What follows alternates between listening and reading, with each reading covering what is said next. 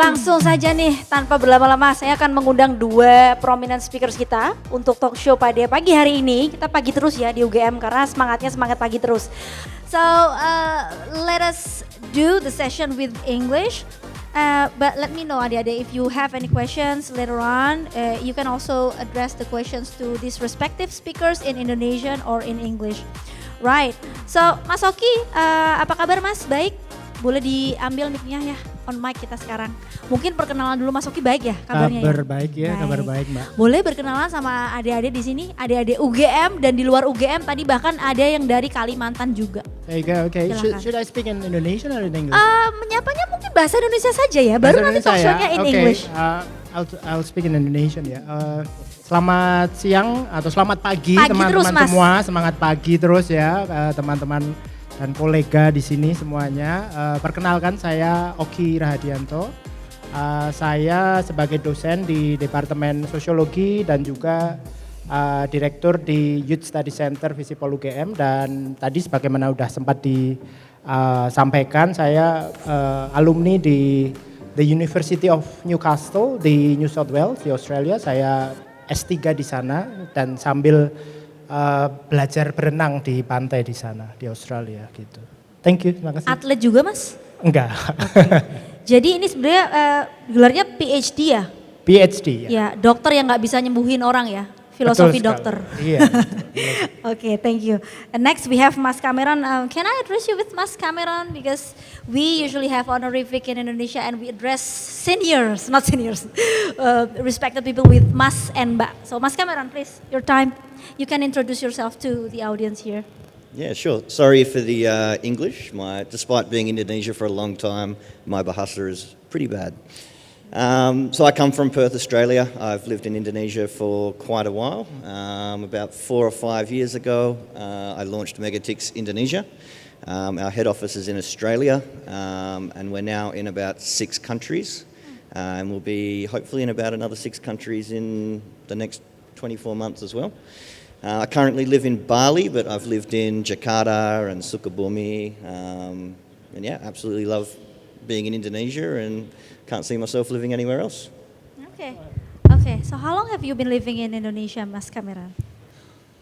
Yeah, on and off for about On and off. 12 years. Right. But solidly for the last 6 or 7.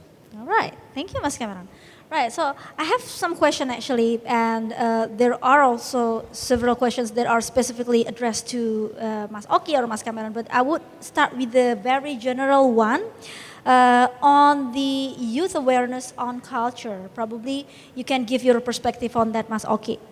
Okay, thanks Tika ya. So I guess this new generation is one of the well-informed generation in Indonesia, yeah, because now lots of young people here can access easily with lots of information from their hands, not only something that's related to the local phenomenon, but also related to national and global. Not only in terms of information, but also lots of things such as probably related to the leisure activity, entertainment, or maybe other forms of cultural things from outside Indonesia. In that case, this new generation, as you know, you may say the generation Z or X and Z, or Y and Z or whatever, they're more oriented globally, yeah, more open-minded, but also this generation is still quite connected with their local culture. Yeah. In a certain way, I guess local culture doesn't have to be something fixed, yeah, but these young people try to re-innovate this local culture based on the richness of the information and other cultural experience that they get from digital media. So I guess this generation is kind of like, kind of open-minded, has a global taste, but also still connected to their local culture. So it's kind of mix between both of that side, with the local and the global things. Thank you, Mas Oki. Very nice answer. So globally oriented, but they try to re-innovate their cultural understanding on, the nowadays events, today's event and festivals and so on and so forth. Right. On the follow-up questions, how do you see, that nowadays, especially specifically in Yogyakarta, we have many festivals, be it a weekly event festival, annual festivals, that has become how to say, like a calendar of events in Yogyakarta. How do you see the role of youth in that kind of festivals, Mas Oki? Yeah, so we're quite lucky if we live in Yogyakarta, a city that has a really strong tradition of culture and education. One of its practical manifestation is through cultural festival. It's been a long tradition of cultural festival in Indonesia.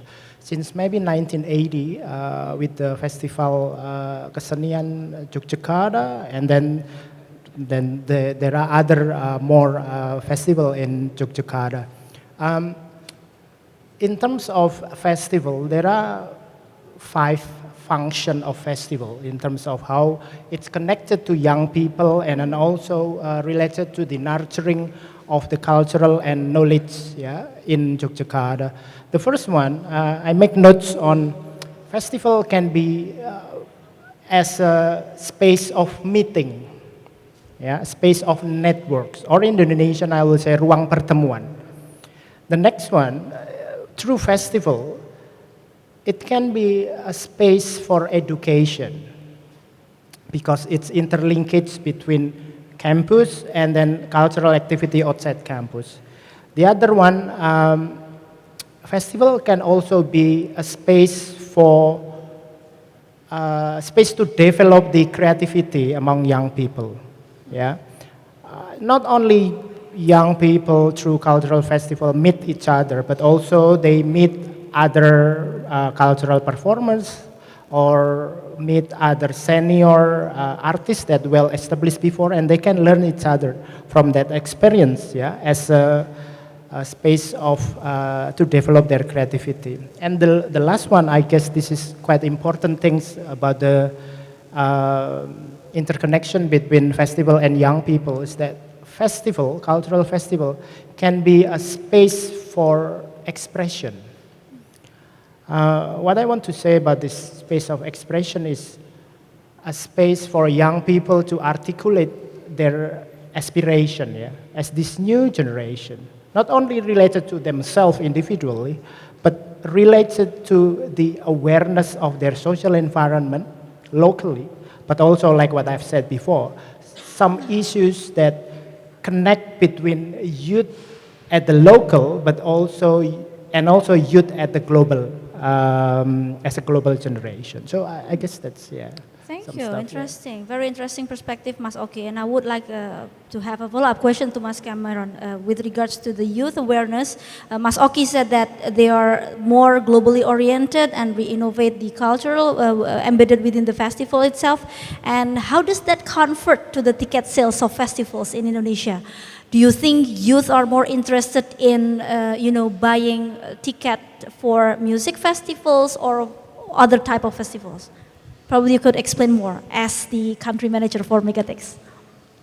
Yeah, I think one of the great things about Indonesia is just how varied, from the cultural and the arts sectors are.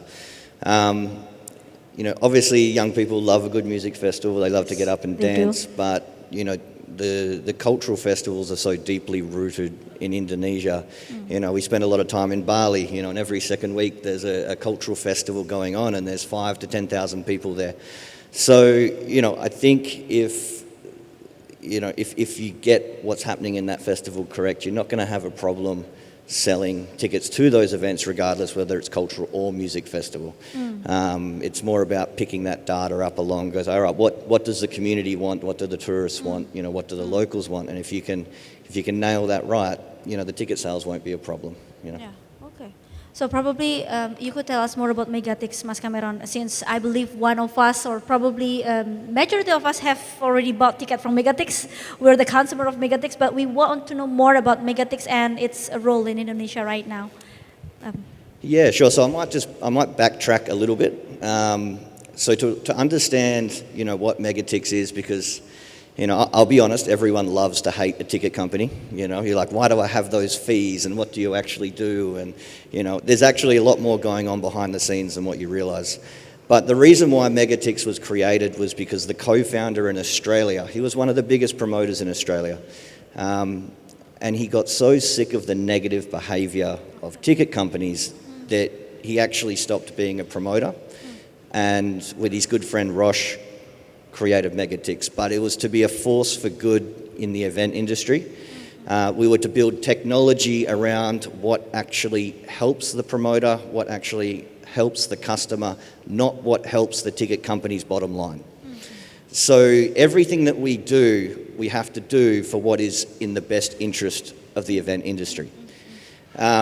So from that, after about 4 or 5 years that I'd launched Megatix in Australia, I was then given the opportunity to launch Megatix Indonesia. We started in Bali. We mainly focused on Bali for the first couple of years, and now we have probably close to 85% of the event industry ticketing in Bali at the moment. Wow, 85% of the total event ticketing, yeah. Wow. But then we do a lot more than just event ticketing. We do yoga classes, we do, ATV tours, we do a whole fleet of tourism products as well. So anything to do with booking a ticket outside hotels and airlines, we can do. And then last year we kind of thought, all right, well now it's time to kind of focus on other areas of Indonesia. So we actually got lucky with getting a contract with a promoter called Nada Promotions. He's the head of APMI. He gave us a chance to do about 3 or 4 music festivals in Kalimantan. Wow. Now, I'd never been to Kalimantan. Yes. You should come by. I didn't know there was a music festival scene there, and that really opened my eyes. And now we have about 15 to 20 music festivals there a year. Yeah. So now we've started our expansion into all of the rest of the parts of Indonesia. Okay, so you do accommodate several cultural festivals, not only like the popular music festivals on Megatix. And how is the interest of the youth with regards to those kind of festivals, the cultural one?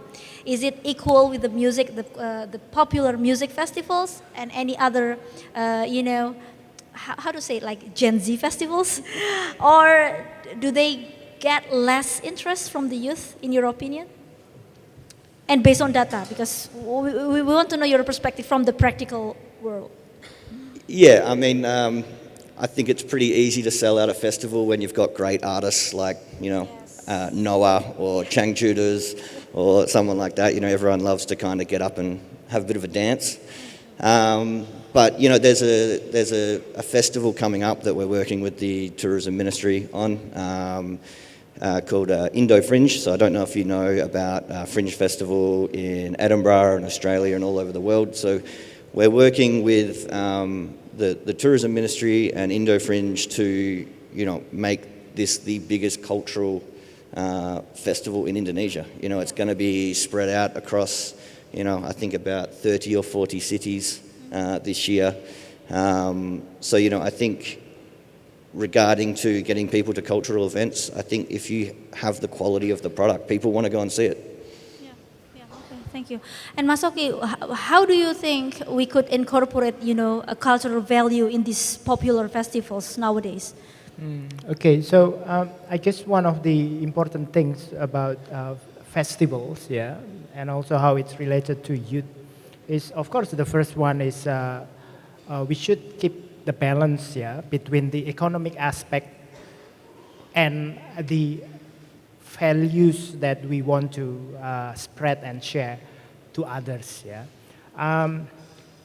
What I try to say here is that some festival that, for example, has been more than 10 years held in Yogyakarta has a very strong values that they want to share to public. Yeah, we mentioned some festival, for example, Biennale. We mentioned about Arjok.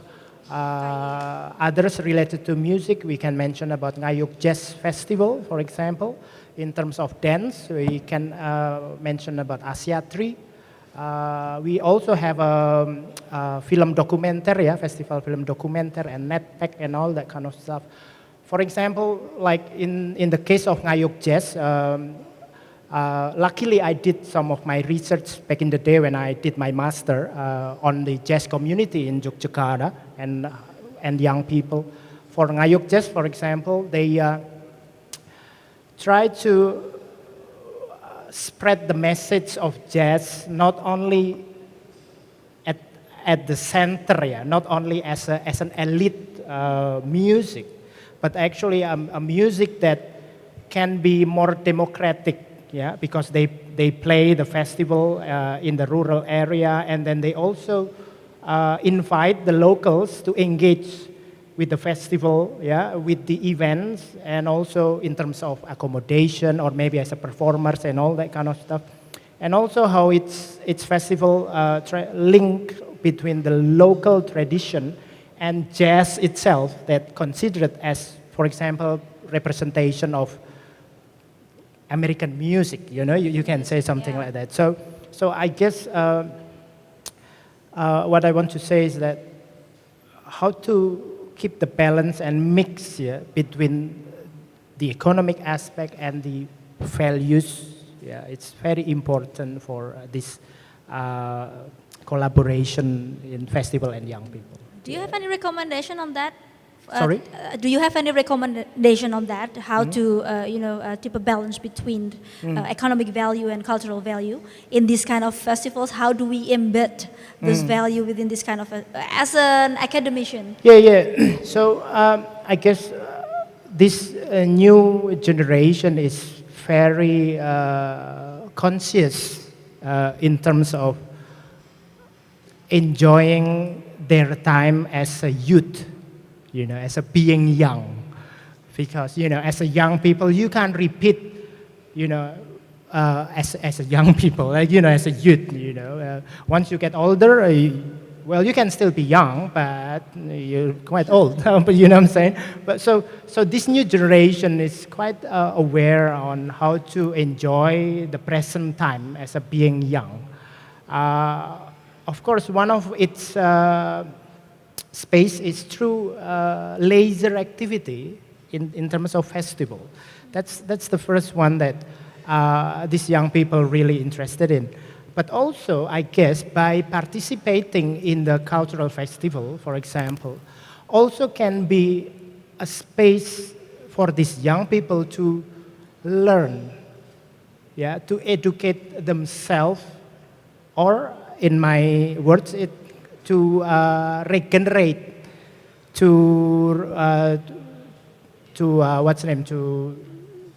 be a process of regeneration, yeah, for these young people to participate in this festival. So I guess that's Okay, thank you, Mas Oki. And Mas Cameron, as a practitioner, what kind of potential do you see in regard of cultural festivals in Indonesia or in Yogyakarta, specifically speaking? Yeah, I think Bali's a great example of how cultural festivals and cultural activities can actually be a very big draw card for international tourism. You know, you look at the, Nyepi, with the Ogo parades, and that people come just to see that. So I think, I think what Indonesia's also got to focus on is promoting what else is there in Indonesia outside of Bali.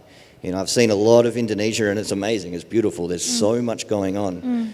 It has unfound potential if we can just focus on helping promote all these amazing cultural activities and festivals that go on. I would say the potential is, it's untapped and it's unlimited, but, how do we drive, awareness and tourists and, get people to those events? That's the complicated part. What the solution is, I'm not 100% sure. But once we work that solution out, I think, Indonesia's set for a massive, cultural revolution on the world stage, Okay, and as our theme for today's intersection of culture and technology, and this question is addressed for you too, is there any relation between technology and culture where a festival could take advantage to invite youth to, participate in those kind of festivals? Probably Mas Oki first. Yeah, okay. So I guess digital technology facilitates young people to be able to consume, some sort of festival instantly, from their hands, not only as a consumer, but also actually through this digital technology. Young people also able to spread the message that they want. As you know, digital technology facilitates the non-borders, non-space, non-temporal borders. So through this digital technology, I guess, and also how it's related to the cultural festival, Mbak Tika. This digital technology can facilitate a more broad spread of the message that they want to share through this cultural festival. For example, for young people who might be participate in this cultural festival and became the actor in the cultural festival.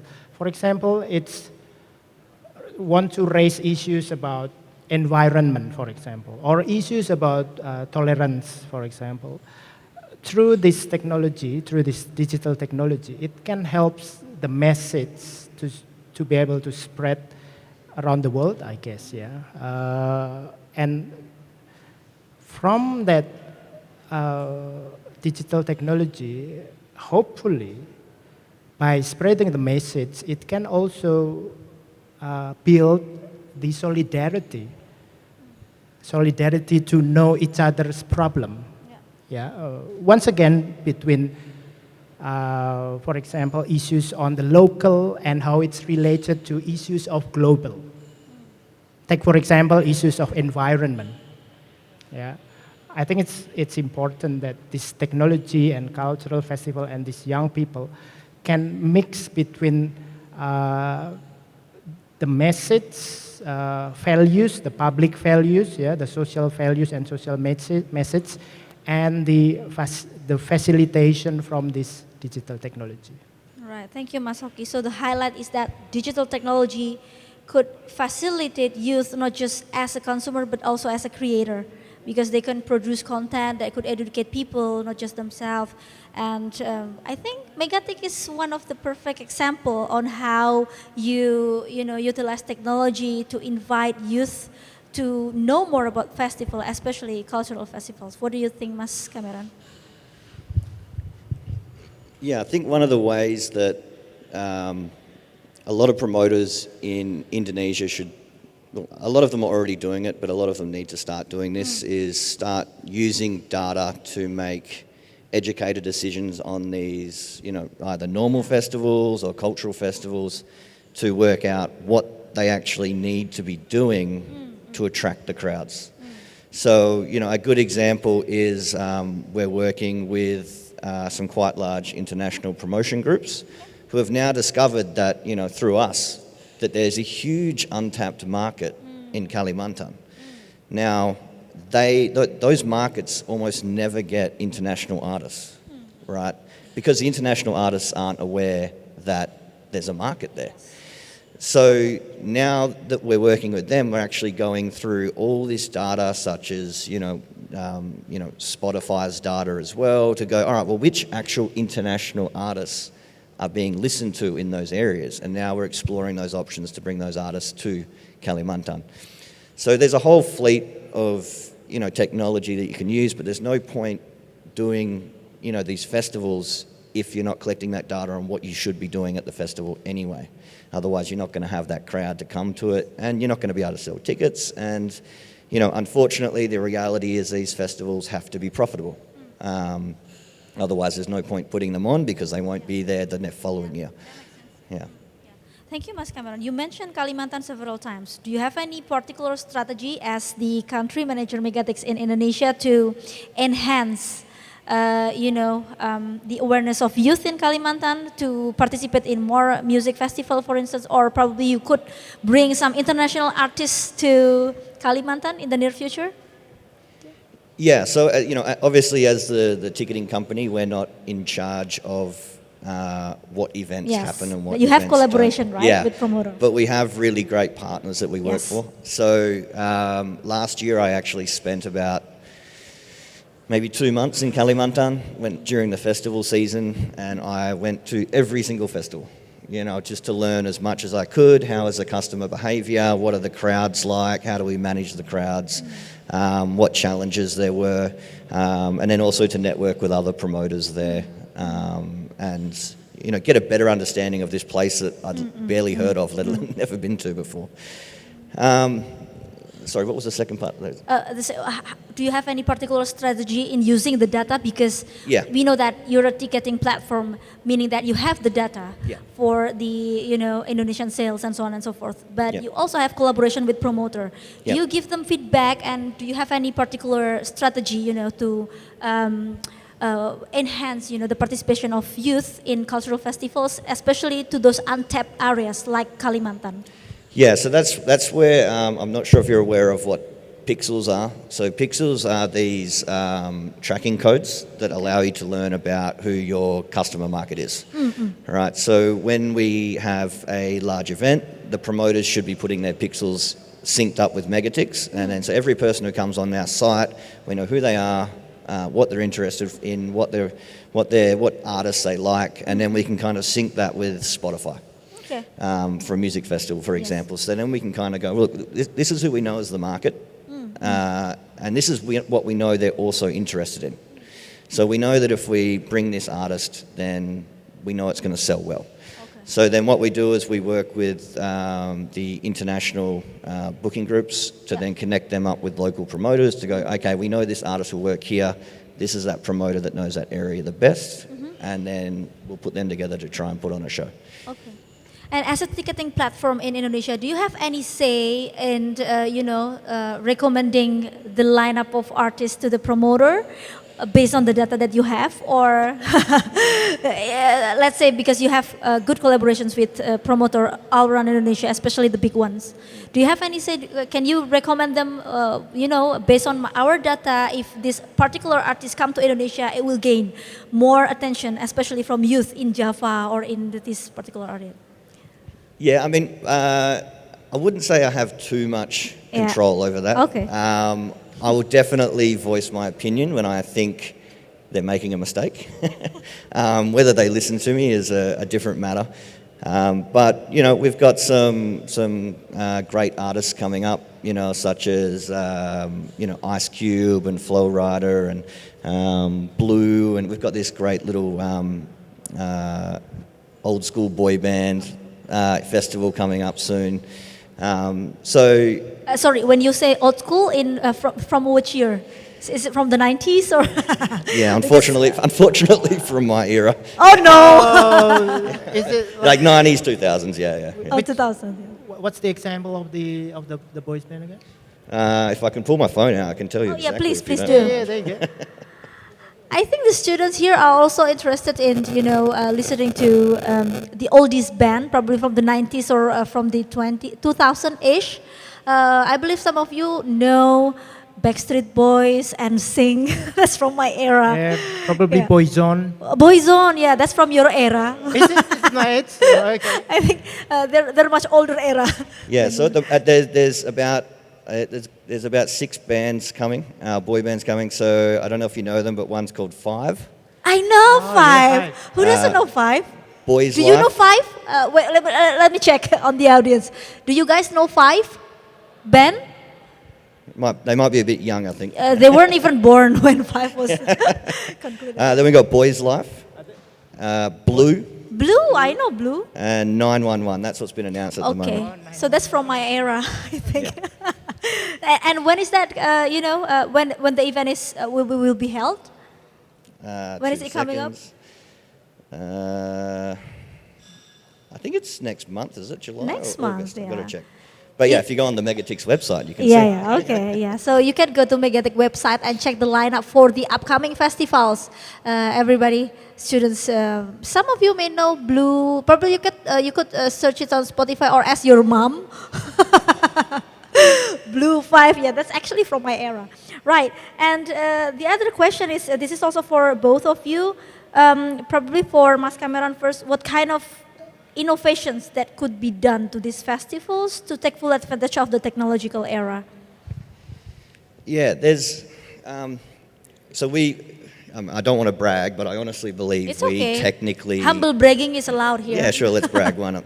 I honestly believe Megatix technologically has the best ticketing system in Indonesia for events. Now, there's a few bits of technology that we've got that solves a few problems that happen when tickets go on sale, right? So one of them is we've really spent a lot of time and a lot of money making sure that our system will not crash on a major on sale. So I don't know if you've ever tried to buy a ticket to an event and, it's a big event and then it will crash. And then there's a whole bunch of problems that come along with that. So we've spent a lot of time and technology making sure that we cannot crash. We're now working on a whole other fleet of technologies regarding scalping.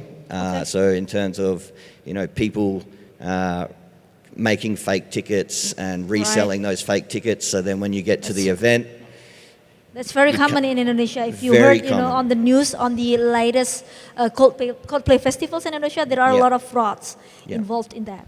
And Yep. So that's a really hard problem that we've thought about for a long time, and we've now got a solution to that. Okay. And we'll be hopefully rolling that out sometime this year.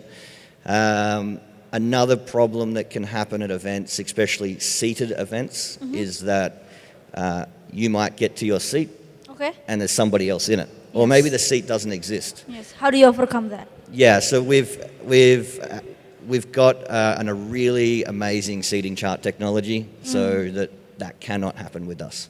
Okay. So, it's a whole fleet of everything coming together to focus on actually what is the tech doing for the customer and the promoter, and how can we always make that experience better. For example, also with our technology, you do not need any physical hardware to run an event through Megatix. Your scanning device for the ticket is your phone. Okay. So, there are some other companies that will then, require you to use their hardware because then they can charge you for that hardware. Where we believe that we should be democratizing the ticketing platform so that anybody, anywhere can put on an event with Megatix and they don't have to worry about all these extra costs Nice. by using technology. By using technology. Yeah. Okay. And another part of that is, and because we've automated a lot of our systems, we're able to also keep our prices a lot lower than everybody else. Okay, that's cool. And how do you close the gap between, tech-savvy people, like the youth here, and also the people that, for instance, they don't have smartphone, but they want to go to the festivals? How do you close the gap on that? Yeah, I mean, that's... In the context of Indonesia, sorry, I don't know in other countries, but in Indonesia we still have those, when we talk about digitalization and digitization, we still have the gap between the tech-savvy people and also the people who are not, let's say, digitally literate. How do you close the gap? At the Yeah, so as challenging as that can be, technology has also helped, that we've built has also helped us to serve those type of customers. Yeah. So we ticket, I don't know if you know the football team Bali United. So we ticket Bali United football team in Bali. And that's about 15,000 tickets every 2 weeks or so. And they're, a lot of them in the most politest way possible are of the older generation who are not necessarily using smartphones, may not have an email account. Yes. So we built, an interconnected point of sale system that can be at the venue, that they can then go and buy tickets offline that sync with the database. So then they can still get a hard copy ticket, but it syncs with the internal database. So when they come on the day, they can still scan their QR code, but it's on a bit of paper. Okay. But it all tracks in, so it's all part of, the same back end. Okay, nice. So you already have a solution for that. And I want to know the perspective from a sociologist, Masoki. Do you have any take on this conversation with regards to the innovation? Yeah. In terms of this role of technology and innovation in the festival, yeah, I guess most of the character of cultural festival in Yogyakarta is a multi-genre festival. Yeah, Multi-genre. multi-genre. It can be music mixed with art. Yeah. Yes. But yes. can also be film mixed with music and Can you extra, mention the etc. name of probably two of the most famous festivals in Yogyakarta that do that? Yeah, for example, like last year, probably Art Jok. Art yeah? Jok, Art yes. Jok mix between all of those media, yeah, and also many others, yeah. So I guess digital technology can enhance, yeah, this multi-genre character of festival in Yogyakarta, yeah. It's not only in terms of, for example, how you visualize a certain artworks, yeah, but also, once again, how to, through this digital technology, to help spreading the message of this cultural festival. So I guess that can be the role of this technology as an innovation. So that's aspect. how technology plays its role Yeah. in festivals and also to invite. And also youth. one more, I Yes, want to please. add if it's okay. One of the important things now is cultural preservation. Yeah. Yes. Yeah. So I guess how to preserve culture, the richness of the culture that we already have. Technology, digital technology can help this cultural preservation in the new ways, yeah, in the contemporary ways, instead of doing cultural preservation in an old ways, like what I'm saying. So I guess this is the role that digital technology can take for cultural preservation. I guess Jogja has a lot of potential for doing that stuff. Can you give us one or two example on how digital technology preserve, culture? Yeah, for example, like in terms of a certain heritage, yeah, for public or for young people to learn about this particular heritage, you don't have to use the old ways of probably, reading some, dusty, texts or something, books or something. It's still important, but there are other ways as well that, for example, using digitalization of certain, important texts of our culture, you can access that text, for example, from your phone, yeah, from your mobile phone. Or when you visit a certain, historical site or something, you don't have to just watch or look at one statue, yeah. But it can be mixed with other ways of presenting this richness of this cultural heritage. So I guess that's one of the examples. Sorry, do it. Yeah. And I think one thing I'd like to see at the music festivals, the cultural festival and the music festivals don't have to be separated. Yes, they need to be hand in hand. It's one thing the Indonesian music festival scene could look at is the way that Australia does music festivals. So it's not just about who's headlining on the stage. There's a whole other section of the festival full of art and culture and activities to do, and that would just be the one small critique I would have about Indonesian music festivals is that you've got the stage set up, a bunch of food vendors, and that's kind of almost it. So we can use the music festivals to draw in and get these younger generation exposed to the more cultural aspects as well. So I think if I was a promoter right now, I'd be looking at kind of what the Australian market's doing and how they run that, and trying to bring a piece of that to Indonesia and make it more than just about the music. Yes, Yeah, couldn't also- agree more, Mas Cameron, because I think cultural festival and music festival has to be hand in hand. So let's say in Yogyakarta itself, there are festivals who incorporate, the cultural aspect of Yogyakarta. Like they also hold Pasar Kangen instead of the music festivals. So people could come and being nostalgic about the past snacks and food in Yogyakarta. So I think we need to embed those kind of cultural value in not just in music festival but also in any other festivals. And you also mentioned that you sell these Bali United tickets on Megatix. And how does that, if we sell a ticket but not an event, not a festival or music festival but a show, how do you incorporate culture in that, Mas Cameron? This is a hard questions. I mean, I don't know if you've been to a football game in Indonesia, but my gosh, that is a cultural experience. That is a cultural experience in itself. If you want a so you don't need to embed a cultural. That is in itself a cultural experience. Is that what you mean? If you want a cultural experience, I would suggest you go and sit with the ultras at a Bali United Yeah. football game, Yeah. and that's all the culture. That you're is a gonna need. phenomena, I guess. You don't need to embed anything.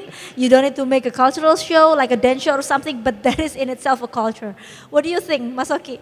Yeah, I guess so. This is a phenomena, yeah. Yeah. I guess that's the uniqueness of our rich culture. Yeah, Yes. you can find it in Bali, you can find it in Yogyakarta, you can find it anywhere else, including in Borneo and all that kind of stuff. So I guess that's the richness that we need to elaborate more. Yeah. As the capital, to synthesize between technology, culture, and young people. So I guess that's And sorry, if I can just to sidetrack here a little bit, and so obviously Megatix is about democratizing the event industry through ticketing technology, and about doing the right thing. So another project that we've been working on that we released about, I think, 6 months ago, is we realized a lot of people were coming to Bali and not necessarily having the correct experience. So, they'd come and say, I went to Bali, but I didn't like it. All right, why didn't you like it? It was just full of beach clubs and silly Australians. Well, what were you looking for? I was looking to sit in the rice fields and, get into nature. Well, then you probably should have stayed in Jatalui or Ubud. I didn't know that. Or maybe they went and bought a ticket to an ATV tour, Okay. and they thought they were going to this one, but the guy took them to the other one, right? There's a lot more going on in Bali than what the average tourist currently knows about. So we created an app called the Bali app, endorsed by the Bali Tourism Board, and the Ministry of Tourism in Indonesia has been very supportive. And what this is about helping people connect more spiritually and deeper culturally with Bali. Getting them out of the beach club with the bintangs and getting them, up to Jatalui or, out in nature. And we've done that through certain ways. So now when you go into Monkey Forest, we have created digital interactive maps in all of these cultural places. So that as you're walking through Monkey Forest and you look at a statue, the app will now tell you what that statue is all about in an audio tour or text or however you want to do it. So now that we go through someone goes through Monkey Forest, they'll learn that there's actually 10 different monkey tribes in Monkey Forest. In Monkey Forest. Now I didn't know that until we started building the app. So I think that this is like another way that we can use technology to help people connect culturally. Okay. It's does Megatix initiate this Bali Act program? Yeah. Very nice. Yeah. Okay, so big hands to these two presenter, everybody. It's very nice. I think we've come to the discussion section. I'll take several questions from the audience here. Do you have any questions? Hello, good morning everyone. Morning. Yeah, my name is Adi and I am from Vocational College, studying tour and travel business. Studying what, sorry? Tour and travel business. Tour and travel business, all right. Go on, Adi. Okay, I'm very interesting with this discussion about innovation of cultural festival because my hobby is attending free culture festival in Yogyakarta. Okay, for example, I'm very like to attending some free event in Jakarta like Ngayog Jazz, Roncong Plesiran, Kota Baru Festival, Wayang Jogja Night Carnival, Jogja Asian Film Festival, and more. And yeah, now in my generation, our generation is doing something is by trends or like FOMO or fear of missing out. And I see, I'm starting to see my generation is starting to interest to cultural festivals such as Lampion Waisak in Borobudur or Wayang Jogja Night Carnival at Tugu, Yogyakarta. But we all know the promoter always have a limit for the capacity of the venue. And so that people that couldn't enjoy because there is so crowded and full of people, some of people is couldn't experiencing the full experience of the festival. So how can we ensure the inclusivity and sustainable in cultural festival to accommodate and growing interest among our generation, especially for free event that not applying ticketing to attend the festival? Thank you. Thank you. That is a very hard question because free in itself is, that how you ensure inclusivity for everybody. So, do you address this question to both of the speakers or just, okay, probably Mas Cameron, you could start. Yeah, if it's a free festival, that's a very tricky one, right? Because when you ticket a free festival, okay, let's say the capacity of the festival is 1,000 people, right? Now, if you do a free event and but you have to claim your 1,000, you have to claim your ticket to get in, even though it's free, I guarantee you 50% of those people will not show. If you do not apply a value to the ticket, then you're basically only going to get half of the people rock up. So, but then you have the other problem, whereas if you don't ticket it and the capacity is 1,000, you might either end up with 3,000 or 4,000 people there. And I know some shows in Jakarta have had those issues. So, I mean, realistically, the answer to solve that problem is one that you probably won't like, but you should assign a value to the ticket. Now, it doesn't have to be a crazy amount. It just could be 20,000 rupiah, whatever it is. Because once you assign the value to the ticket, people are mentally committed to coming. Yes. And then you know that your capacity is going to be close to what you want it. Whereas, if you don't apply a value, people don't care. I'm not going to go. I'm not going to go. So yeah, that would be my solution to solving that overcapacity, would be just assign a small value. So at least then people are mentally committed. Thank you, Mas Cameron. Very ingenious solution from the country manager of Megatic. Ticket is the solution. Mas Oki? Okay, so, well, I guess I want to answer that from the point of view of that it might be a problem of lack of space to perform for this cultural festival. That's the first thing. The second one is probably it raised an issues about the quality of facilities in a festival infrastructure. Yeah, so I guess the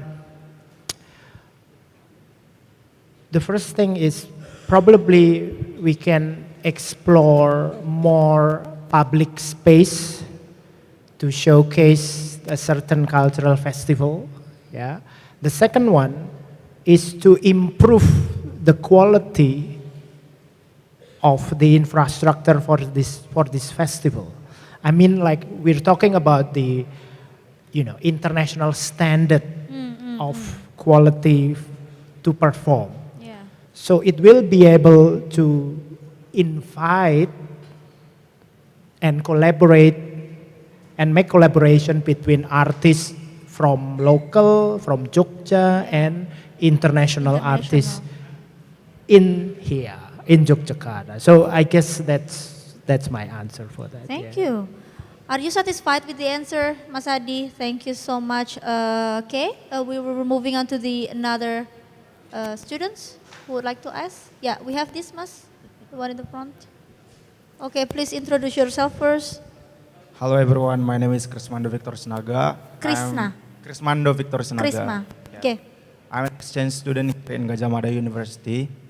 I am major in accounting. So my question would be appointed to both of you ever since you both have lived in Indonesia and Australia. So being live in this both country, obviously you have experienced like a rich tapestry cultural festival. Like so my question would be like, what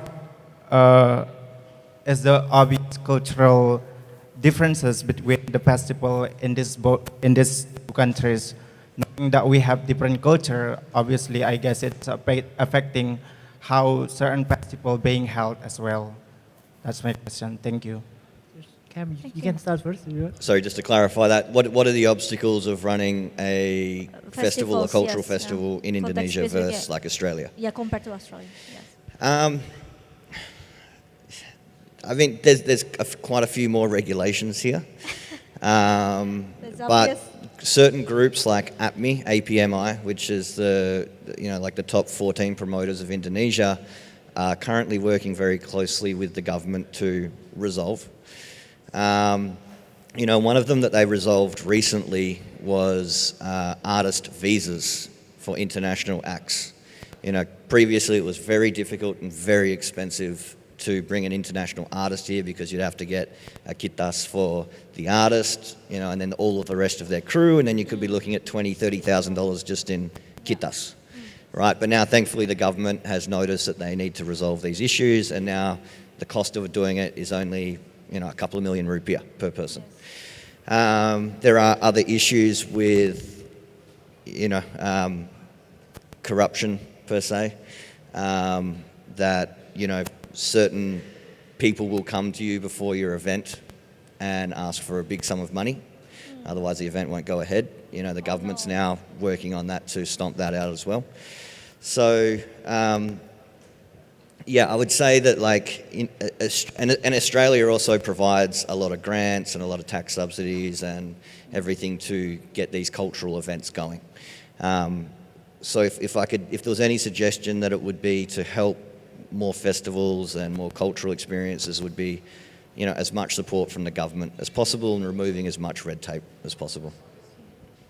So to increase the ease of doing business in Indonesia, is that what you meant? Yes, especially in the festivals field. Mas Oki. Yeah, thank you. Well, I went to several festivals in Australia as well, in Newcastle, Sydney, and Melbourne. Instead of talking about obstacles, I want to highlight about, I think here in Indonesia or in Yogyakarta, we need more a festival that brings intercultural experience. So it's not only experience between Indonesian and Indonesian, for example, Java and Papua and Sulawesi and others, but more like an intercultural experience in terms of, Indonesia and Southeast Asia, Indonesia and Asia in general, or probably, intercultural experience between Indonesia and Australia, for example. Yeah, that will be a positive addition, for cultural festival in Indonesia. I think, that's what I learned from experiencing festival in Australia. It probably a little bit a different context, because in Australia it's more like a, multicultural in terms of, because there are some, African descent, maybe Asian and others, Jewish, Eastern European and all that kind of stuff. But that spirit of intercultural experience can be also applied for the festival in Indonesia, or Yogyakarta. So I guess that's, yeah. Thank you. You okay? Mas, do you have any follow-up questions? Okay, thank you. Thank you. Hi, my name is Afril. I'm from communication science student. So as well as we all may know that we are in the technology era where everything gets shared easily, especially in the term of cultural festival, but this may also have positive and negative impact. So my question is, how can technology be leveraged to preserve the authenticity and integrity of traditional cultural festivals without compromising the core values? Thank you. Okay. Cam? Who's going to answer first? That's a really hard question, Yeah, you could make a thesis out of it. It's a really hard question about the positive and negative impact of technology. Well, I guess we should put technology as a media to help, instead of to replace the logic of our cultural authenticity. So by saying that, I want to say that the most important is to put the values, the cultural values, the social values first. And technology or digital technology help to spread that values more globally. So that probably my answer conceptually, but in terms of how to apply that, we should ask Cam. Okay, from the practitioner perspective. Yeah, that's a How do you leverage Good question. technology for cultural preservations? That's a very hard question. Mas Kameran, silakan. Yeah, I'm not even 100% sure how to answer that one. But from an events perspective, with the promotion of events and the positive and negative side of it, is that if you actually understand the technology behind social media and the algorithms, that you can use them for a lot of good, right? When trying to reach your audience for your cultural or your music festivals. So I would more spin it around and say, well, look, this is this amazing marketing tool. Go and learn everything you can about it, and then use that to help push the positivity that you're trying to get out for your event. That's really the best answer I can give for that question. Mbak Afril, probably after this we could have a consultation one-on-one with Mas Oki Sure, and Mas sure. Cameron and publish a paper out of it. That would be a very productive talk show, right? So we need to think about, how we make this talk show sustainable. Yeah. Probably we could follow up with the paper publications involving a practitioner and also an academia from UGM as well as students. Right. Okay. Good morning, everyone. Good morning, Prof. and Mr. Speaker. My name is Dito Akbar. I'm from the Faculty of Forestry, Gajah Mada University or University Gajah Mada. It's really an honor for me to join in this event, actually, because there's a lot of knowledge that I get from this event. So actually, I have two questions before, but Ms. Al-Fatika has already asked for the Mr. Oki. So I only have one question, but maybe both of you speakers can answer this. Okay, it's about the ticketing companies. Mr. Cameron Frost mentioned that ticket companies come to help the promoter and also to make easier the customer to buy the tickets. But there's a problem that actually the common problems is issue that may be arising in ticketing is, for example, like scalping, scamming, and fraud ticketing. Actually, this is one of the problems, the biggest problem in Indonesia, because the Ministry of Eco and Ecotourism Minister of Sandiaga Uno, Mr. Sandiaga Uno, mentioned and commented about this fraud ticketing. So it's really a problem because individuals buy ticket resales from the on the website, and then they buy or selling the ticket again more higher prices than the original ticket. So my question is, what is your opinion about this matter, and what's the government or maybe the organizations or maybe the ticketing promoting or ticketing companies should attack or maybe issues act for these issues, so this bill will be solved there's no problems again about the ticketing frauding or maybe ticketing scamming others one. Maybe that's all from me. Thank you. Can you slowly pronounce your name, Mas? Okay, my name is Dito Akbar. Dito. Yes, Okay, that's right. thank you, Mas Okay, Dito. thank you so much.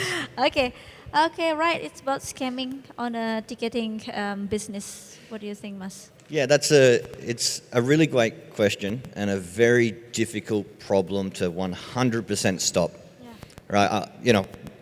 I'm going to tell you right now, there's no way to 100% stop it, because even for some events we've had, right, where we're the exclusive ticketing operator for an event, Megatix, someone rocks up with a locket or a Ticketmaster ticket that's been completely photoshopped that they bought off someone off Facebook, right? And we can't let them in. So the reality is, no matter how good you make the ticketing technology, right, people are still going to fall for scams.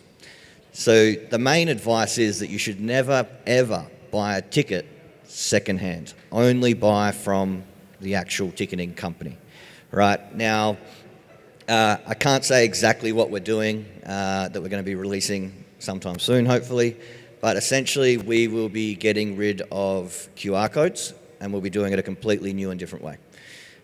So that people know that when they buy a ticket from Megatix, right, there's no barcode, there's no way that you can resell it. Basically, yeah, there'll be a very secure way that's really going to drop down the scalping. And I think, every ticket company forever has tried to resolve this problem. There is no 100% solution, but we can do the best we can with current technology to stamp that out. Thank you. What do you think from the sociologist Yeah, perspective, Mas? so- Because do you think this is also cultural specific? I know Indonesians are very, very, very clever in doing so, but as you mentioned, it's not only Indonesia, it's everywhere. But probably in the context of Indonesia, how do you think about this? Yeah, so I guess I will. scamming and fraud. Yeah, I will see this as as a phenomenon of inequality in terms of digital competencies. Yeah, among young people or on the consumer. Yeah, so one of the things that we can do, because I'm an academia, so I think just to do a public education about this. Yeah. On issues of scamming, on issues of fraud, yeah, and all that kind of stuff, to socialize about these issues for our consumer, yeah. What I want to say is, to public education to be a smart consumer, smart and critical consumer. So that's the key. It's a digital competencies. So I think that's what we can do. Yeah. And not just in the events industry. Yeah. Yes, it's everywhere. The rise of AI scammers in Yeah. Australia is profound. It'll sound like it's your mum calling you. It'll sound exactly like her, but The it's same actually here. AI. The prevalence is high in Indonesia, not just. So I in think Australia. I think you're 100% correct. Where unfortunately consumers have to take also a little bit of responsibility on being a little bit more aware on what is safe to do when transacting. Okay, thank you. All right, are you satisfied with the answer? Right, one more questions. We have Dito and the other one. Siapa tadi ya? Okay, the girl with the white shirt. Okay, thank you so much. So I'm a representative of Australia Indonesia Youth Association in Yogyakarta. Okay. So I would like to explain a little bit about AYA, or Australia Indonesia Youth Association. We always run intercultural events such as gamelan or traditional sports or traditional dance and some kind like that in Jogja. So if you want to get or gain new experience in intercultural experience, you can join AYA.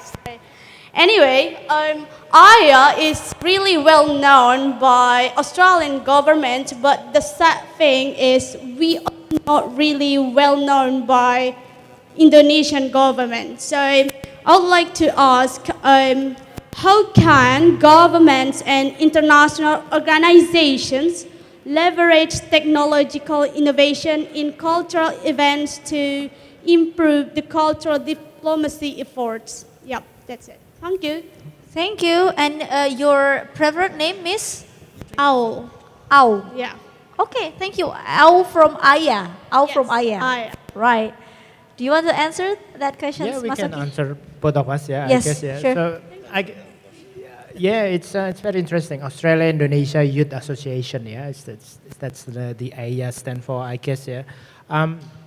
Look, I guess as we can see here, 75 years of diplomatic relationship between Indonesia and Australia. I guess in the future it needs to be more of this event that gather together, between Indonesian and Australian, not only here, but also, probably in Australia as well. Or in this case, digital technology can facilitate Indonesian who are in here and Australian who's in there to connect, in a certain cultural events,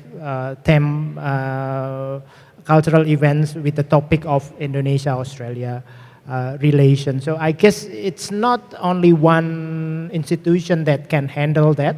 It needs, It needs collaboration. Collaboration, Yes. university, AYA itself, probably Australian embassy, and also Indonesian government, and many other communities, in Yogyakarta that I think it's very have a good relationship with Australian as well. Yeah. Mas Cameron?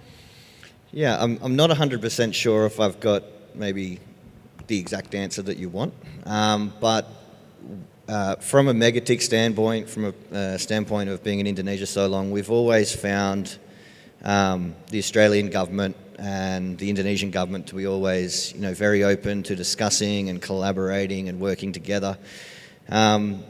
So technologically, the really only way that I can kind of see that is, offline, collaborate as much as you can. Reach out, ask for help. These guys are fantastic when you go, all right, I've got an idea, how do I get this out there, or how can you assist? But then technologically, the way that I would recommend that you utilize that is, social media is so incredibly powerful. If you do these offline collaborations and work together and then blast it all over social media, that's going to be your best way to kind of get your brands or your group's exposure out there. And the more that you collaborate, the more well-known your organisation is going to become. So yeah, I would suggest collaboration is key, but then shout it to the high hills. Couldn't agree more. So I think collaboration is multiplication, and for a starting point, you could collaborate with GIK. You could contact Hansa there at the back of the stage to start collaboration with Australia Indonesia associations. I believe you have many cultural programs that could be synergized with the Gelanggang Inovasi and Kreativitas. So there you go. You have your door open, and it's up to you to follow up after this event, of course. Right. So I think we've come to the end of this event, especially for the talk show. So let me wrap up several key points. The first one is festival can function for a space of meeting, space of education, space of creativity, as well as a space of expression. And in Indonesia itself, for cultural event, usually it starts in Bali, but it doesn't mean that we could start exploring untapped region like Yogyakarta. Yogyakarta is not untapped. We have many cultural events like Kalimantan and other areas in Sumatra. And digital technology facilitates youth not just as consumer but also as creator, because we now give you a platform to create everything. So we have to be careful in that. Students here, the youth here, you need to create impactful content that could be useful for others, for the society in general. And in Yogyakarta itself, the genre for festivals and events are multi-genre. So usually they combine between music and art, not just music itself or art itself. So probably you could also take that into considerations to enrich more festival which has multi-genres in the Megatix platform, right? And technology can play a role in inviting youth, of course, for them to be able to preserve culture with a new way, with the role of technology, not in an old way or conventional way. And for cultural preservation in festival, digital technology can transform how we preserve culture in a new way, of course. And last but not least, for festival, not just in Yogyakarta, but in Indonesia in general, it needs to bring in more intercultural experience, like what Megatix have done with Bali Act, right? So big hands for our two speakers. Thank you so much. Thank you for the audience for your active participation, and thank you for the prominent speakers.